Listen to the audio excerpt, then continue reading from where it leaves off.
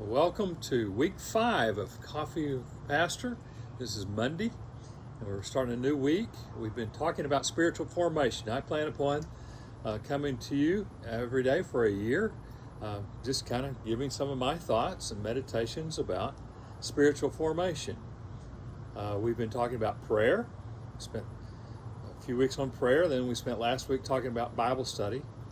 Now this week I would like to talk about spiritual formation from Jesus. Dallas Willard once said, an apprentice of Jesus is someone who does what Jesus told us to do. And so I think if we're going to talk about spiritual formation, we ought to look at what was important to Jesus about spiritual formation. One day an expert in the law was with the Pharisees, and they were trying to trick Jesus, but he came up and asked Jesus, what is the greatest commandment? I think another way to say that is what is most important about how we develop spiritually, or how we do our spiritual formation. Jesus answered the question to what is the greatest commandment by saying, love the Lord your God with all your heart, with all your soul, with all your mind. This is the first and greatest commandment, and the second one is like it. Love your neighbor as yourself. All the law and the prophets hang on these two commandments. Jesus began with the Shema, and that is something that every Jewish person probably in Judea began the day with and ended the day with. It was from Deuteronomy 6:5, and he began with part of it, but what's interesting is he changes it. First of all, he adds a word. The original Shema was, Hear, O Israel, Lord God is one. Love the Lord your God with all your heart, all your soul, and all your strength. Jesus adds the word mind to it. I just find that kind of interesting that he did that. Along with that, Jesus changes it. Instead of going through the rest of the Shema like they had done, where it talks about tie this to your forehead, to your hands, to your doorpost, which I've been to Israel 3 times, and I can tell you I've seen it everywhere. I've seen them put them on their foreheads and on their hands and on their doorpost, and they do it still today.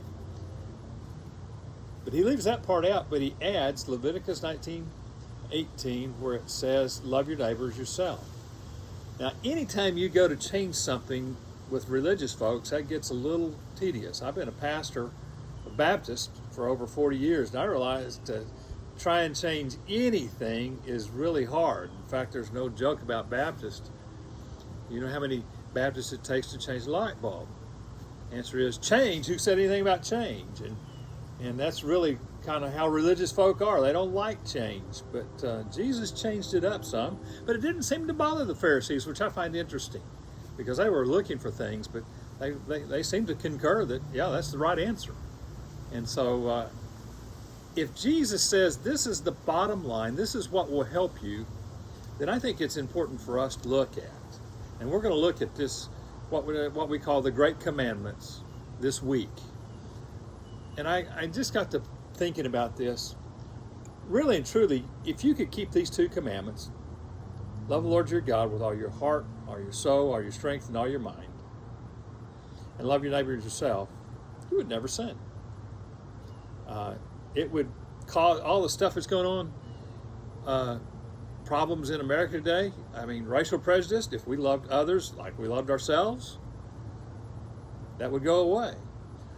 I believe that the problem with pornography and trafficking, if we loved others as we loved ourselves, we would not treat people like objects, we'd not want to objectify anybody, those problems would go away.